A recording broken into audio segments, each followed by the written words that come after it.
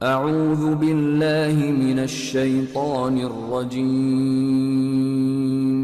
بسم اللہ الرحمن الرحیم اعوذ باللہ من الشیطان الرجیم بسم اللہ الرحمن الرحیم رب اشرح لی صدری ویسر لی امری واحلل عقدۃ من لسانی یفقہوا قولی۔ آج مورخہ 6 مارچ ہے جی، اور جو ہمارا 15 درس ہوتا ہے اس میں ایک ہفتہ اس دفعہ ہم لیٹ ہوئے کچھ مصروفیات کی وجہ سے، لیکن 2021 ہے یہ 6 مارچ، اور سورہ بقرہ کی آیت نمبر ہم نے 258 شروع کرنی ہے انشاءاللہ تعالی۔ اعوذ باللہ من الشیطان الرجیم بسم اللہ الرحمن الرحیم۔ الم تر الی الذی حاج ابراہیم فی ربہ ان آتاہ اللہ الملک۔ کیا تم نے دیکھا اس شخص کو، بھلا تم نے اس شخص کو نہیں دیکھا جس نے ابراہیم علیہ السلام کے ساتھ بحث مباحثہ کیا، جھگڑا کیا اپنے رب کے معاملے میں؟ یعنی کہ ابراہیم علیہ السلام جو اس کو کہہ رہے تھے، اپنے رب کا تعارف کرا رہے تھے، تو ابراہیم علیہ السلام جس دور میں آئے تھے اس وقت سب طرف بت پرستی تھی، بہت یعنی کہ برا حال تھا، ان کا باپ خود بت تراش تھا ایک۔ تو جب ابراہیم علیہ السلام اس کو دعوت دے رہے تھے تو وہ رب کے بارے میں جھگڑ رہا تھا، وہ اپنے آپ خود رب ہونے کا دعویٰ کرتا تھا۔ تو کس بات پہ؟ کہ آتا اللہ الملک، اللہ نے اس کو کچھ بادشاہ دی ہوئی تھی، کچھ ملکیت دی ہوئی تھی، کچھ یعنی کہ دسترس دی ہوئی تھی کسی چیزوں کے اوپر، کچھ اختیارات دے ہوئے تھے، اس کے بیس کے اوپر وہ خود رب ہونے کا دعویٰ کرتا تھا۔ اس قال ابراہیم، جب ابراہیم علیہ السلام نے اس سے کہا کہ ربی الذی یحیی و یمیت، کہ میرا رب تو وہ ہے جو زندگی دیتا ہے اور موت دیتا ہے، زندگی موت کا مالک یعنی کہ زندہ کرتا ہے مارتا ہے، وہ میرا رب ہے۔ قال انا احیی و امیت، کہنے لگا میں بھی زندہ کرتا اور مارتا ہوں۔ تو اب اس کی تفصیل عام طور پہ جو بتائی جاتی ہے کہ اس نے یہ پریکٹس کیسے کر کے دکھایا، کیسے زندہ مارتا ہے وہ، کہ اس نے کوئی 2 قیدی بلوائے اپنے اس قسم کے جن کو کہ شاید موت کی سزا کا حکم ہوا تھا،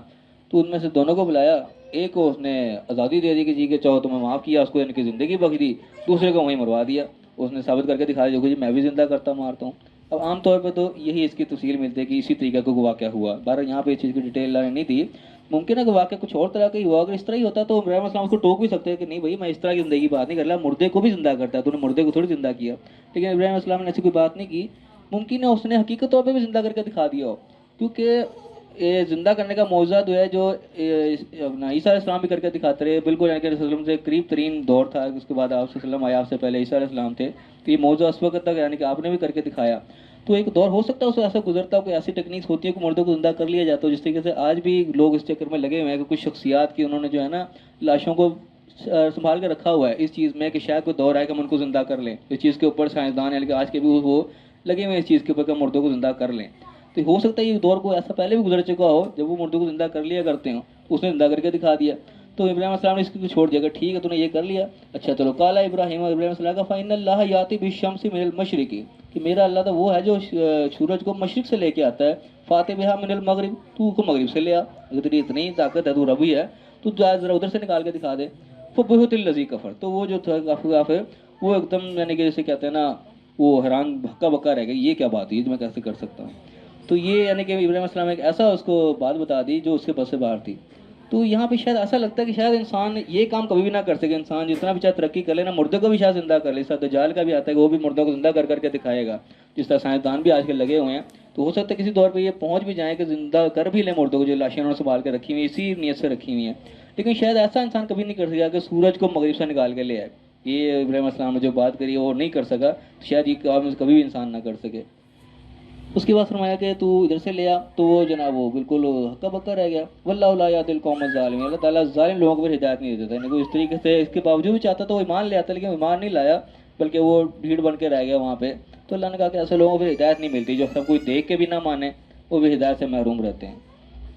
اس کے بعد ایک اور نشانی بتائی کہ او کالذی مر علی قریۃ، یا اس شخص کی مثال دیکھو جو کہ اس بستی پر جا رہا تھا، بستی کے پر اس کا گزر ہوا، وہی خاویۃ علی عروشہا، اور وہ اپنے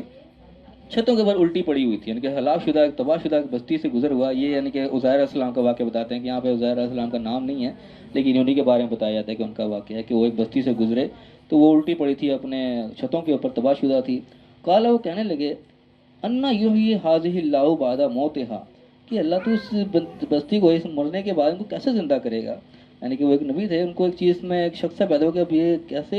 بستی اس قدر ہلاک ہوئی ہے برے طریقے سے کہ اپنی چھتوں پر گری پڑی ہے، بالکل اجاڑ ویران ہے، یہ کیسے زندہ ہوگا، دوبارہ شہر کس طریقے سے زندہ ہو جائے گا۔ فاماتہ اللہ مئۃ عام، تو اللہ تعالیٰ نے ان کو 100 سال کے لیے مار دیا، یعنی کہ یہ عزیر علیہ السلام جو تھے، جب ان کے ذہن میں یہ سوال پیدا ہو گیا یہ کیسے ہو سکتا ہے، تو اللہ تعالیٰ نے ان کو ایک یقین دلانے کے لیے ان کو 100 سال کے لیے موت دے دی، میں عطا من 100 سال ثم بعثہ، پھر ان کو دوبارہ زندہ کیا، کہ عزیر علیہ السلام جو تھے 100 سال کے لیے مار دیے گئے، دوبارہ 100 سال کے بعد ان کو جب اٹھایا، قال کم لبثت، پھر اللہ نے پوچھا کہ تو کتنے دیر رہا، قال لبثت یوما او بعض یوم، کہنے کہ شاید میں ایک دن رہا ہوں گا یا ایک دن کا کچھ حصہ، ان کے 100 سال گزر گیا، ان کو دن یا ایک دن کا کچھ حصہ محسوس ہوا۔ قال، اللہ نے کہا کہ بھائی لبثت مئۃ عام، کہ تو 100 سال تک ایسے ہی رہا، اس حال میں تو 100 سال کے بعد اٹھا ہے، تجھے لگ رہا ہے کہ ایک دن ہوئے۔ فانظر الی طعامک، تو اپنے کھانے کی طرف دیکھ، وہ شرابک، اور اپنے پینے کے پانی کی طرف دیکھ، لم یتسنہ، کہ ابھی تک وہ خراب نہیں ہوا، گلا سڑا نہیں، ویسی کا ویسے ہی ہے، اللہ تعالیٰ نے اس کو بھی سنبھال کے رکھا۔ اگر فرمایا کہ وانظر الی حمارک، اپنے ذرا گدھے کی طرف بھی دیکھ، وَلِنَجْعَلَكَ آیَةً لِلنَّاسِ، یہ اس لیے کہ ہم تجھے لوگوں کے لیے نشانی بنائیں، یعنی گدھا جو تھا اس کو بھی ساتھ مار دیا تھا، وہ ہڈیاں گل سڑ کے ختم ہو گیا، تو اللہ نے کہا دیکھ اپنے گدھے کی طرف وہ کہاں ہے، پھر کہ وَانظُرْ إِلَى الْعِظَامِ، دیکھ اس کی ہڈیوں کی طرف کہ کیف نُنشِزُهَا، ہم کیسے اس کو اکٹھی کرتے ہیں، کہ ہڈیوں کا پنجر جو ہے اللہ تعالیٰ نے اکٹھا کیا ان کی آنکھوں کے سامنے، ثُمَّ نَكْسُوهَا لَحْمًا، پھر اس کے اوپر ہم گوشت چڑھائیں گے، فَلَمَّا تَبَيَّنَ لَهُ، جب یہ سب کچھ سامنے ان کے سامنے آنکھوں کے سامنے ہو گیا، ظاہر ہو گیا، قَالَ أَعْلَمُ أَنَّ اللَّهَ عَلَىٰ كُلِّ شَيْءٍ قَدِيرٌ، کہنے لگے ہاں میں جان گیا کہ اللہ تعالیٰ ہر چیز پہ کچھ قادر، ہر چیز کرنے والا ہے۔ اس سے پہلے ان کو لگ رہا تھا کہ بستی سی اجڑ ہوئی کیسے زندہ ہوگی دوبارہ، تو اللہ تعالیٰ نے وہیں ان کو ایک معجزہ آنکھوں سے کر کے دکھا دیا کہ اللہ تعالیٰ کر سکتا ہے۔ اس کے بعد پھر دوبارہ ابراہیم علیہ السلام کا پھر واقعہ ہے کہ وہ اس قال ابراہیم، جو ابراہیم نے کہا کہ رب ارینی کیف تحشی الموت، کہ مجھے دکھا تو مردے کو کیسا زندہ کرے گا، یعنی کہ وہی شک بھی ابراہیم علیہ السلام کو بھی دل میں آیا کہ آخر شروع سے چیز چلی آ رہی تھی کہ انسان نے دوبارہ زندہ ہونا ہے، دوبارہ پھر پیدا ہونا ہے اگلے جہان میں، تو اس کو یعنی کوئی بھی یقین نہیں کرتا تھا، جو بھی کہتا تھا تو اچھا۔ اس کے بعد ابراہیم علیہ السلام نے اللہ تعالیٰ سے پوچھا، وہ اس قال ابراہیم،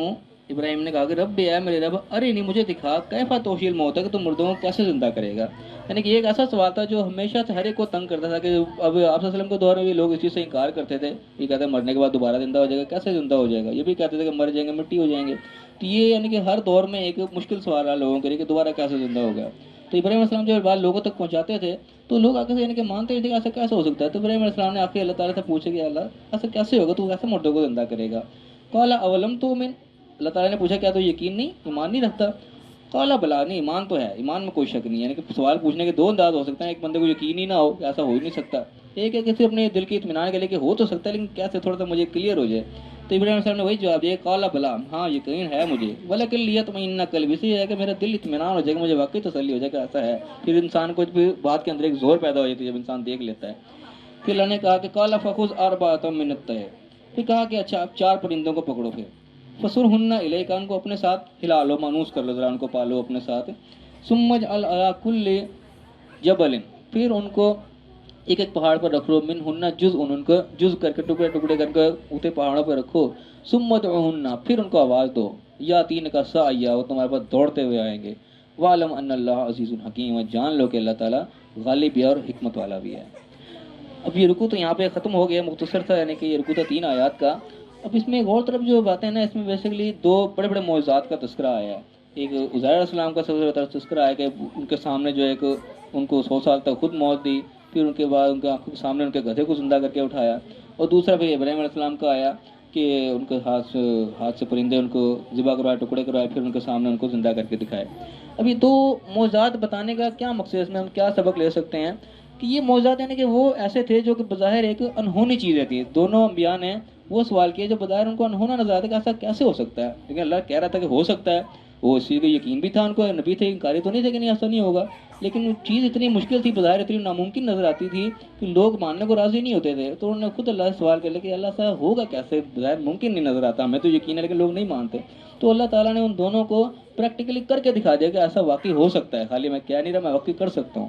اس چیز سے ہم یہ سبق لے سکتے ہیں کہ آج کل کے دور میں بھی ہمیں بعض چیزیں ایسی ناممکن نظر آتی ہیں، ہم سمجھتے ہیں کہ ایسا ہو نہیں سکتا۔ اپنی زندگی میں ہم دیکھیں کہ آج کل ہمارا کہ اکثر ایک ذہن ہوتا ہے کہ ہم جب تک بےایمانی نہ کریں ہماری تو پوری نہیں پڑنی، اکثر لوگ کہتے ہیں جب تک جھوٹ نہ بولیں گے ہمارا گزارا کیسے ہوگا، سچ بول کر تو لوگ پیسے ہی نہیں دیتے، ہم کہہ کے مزدوری مانگے لوگ تو دیتے نہیں، ہمیں تو ڈنڈی مارنی پڑتی ہے۔ اس طرح لوگ ملازمت کر رہے ہوتے ہیں کہ جب تک بھائی ہمیں ہیرا پھیرا نہیں کہ ہمارا تو گزارا ہی نہیں ہوتا، تنخواہ میں تو پورا نہیں ہو سکتا، ہماری تو ہمیں کبھی بھی تنخواہ اتنی نہیں دے گا۔ لوگوں نے پہلے سے اپنے ذہن میں ایسا کر رکھا ہوتا ہے کہ ایسا تو ہو ہی نہیں سکتا، جبکہ اللہ تعالیٰ کے وعدے ایسے ہیں کہ جب تم اس کے راہ پہ چلو گے تمہیں کوئی کمی نہیں ہوگی، تمہیں کوئی گھاٹا نہیں پڑے گا، کوئی نقصان نہیں ہوگا، اللہ تعالیٰ نے وعدے کر رکھے ہیں، لیکن وعدوں پہ انسان کو یقین نہیں آتا۔ تو یہ وہ باتیں اللہ نے یہاں معجزات کے طور پہ دکھائی ہیں کہ یہ بھی وہ ایسی باتیں جن پر لوگوں کو یقین نہیں آتا تھا، لیکن انبیاء نے جب سوال کیا تو اللہ نے وہ پریکٹیکلی کر کے دکھا دیا، یعنی کہ اس میں یہ نشانی ہے کہ ہمارے لیے بظاہر چیزیں ناممکن نظر آتی ہیں لیکن اللہ کے لیے کوئی ناممکن نہیں ہے، ہمیں اس کی باتوں پہ یقین ہونا چاہیے۔ اب اس کے ایک میں اب اپنا پریکٹیکلی ایک واقعہ سمجھو کہ بتا دو ہماری زندگی میں جو گزرا ہے۔ ہم جب چھوٹے چھوٹے تھے ہمارے یہاں عام طور پہ یہ چیز نا اس وقت بڑا رواج تھا کہ لوگ اکثر بجلی چوری کیا کرتے تھے، اور اس کے پیچھے ذہن یہی ہوتا تھا کہ بجلی اتنی مہنگی ہے، یہ تو پوری ہو نہیں سکتی، حکومت نے تو اتنا ظلم کر رکھا ہے، اتنی مہنگی بجلی دیتے ہیں، صحیح طریقے سے کریں تو بجلی کا بل نہیں دے سکتے، یہ ایک نا ذہنیت ہوتی تھی اس وقت۔ تو پھر آخر ایک دن ایسی خیال آیا سب کے ذہن میں کہ آخر یہ بات تو غلط ہے، ایسا نہیں ہونا چاہیے، اس نہیں کر کے دیکھتے کیا ہو جاتا ہے، آخر کتنا بڑا پارٹ اٹھتا ہے، ابھی تو دیکھیں کیا ہو جائے گا آخر کر کے۔ پھر آخر اس کو پھر ایسا کیا، پھر جب اس کو کیا دوبارہ تو پتہ لگا کچھ بھی نہیں ہوا، کوئی فرق نہیں پڑا، جیسے پہلے آتا تھا ویسے ہی بعد میں بھی آیا۔ تو یہ یعنی کہ پریکٹیکلی خود کر کے دیکھا کہ جب اللہ کے حکم کے مطابق چلے کوئی فرق نہیں پڑا، بظاہر وہ ایسا لگتا تھا یعنی کہ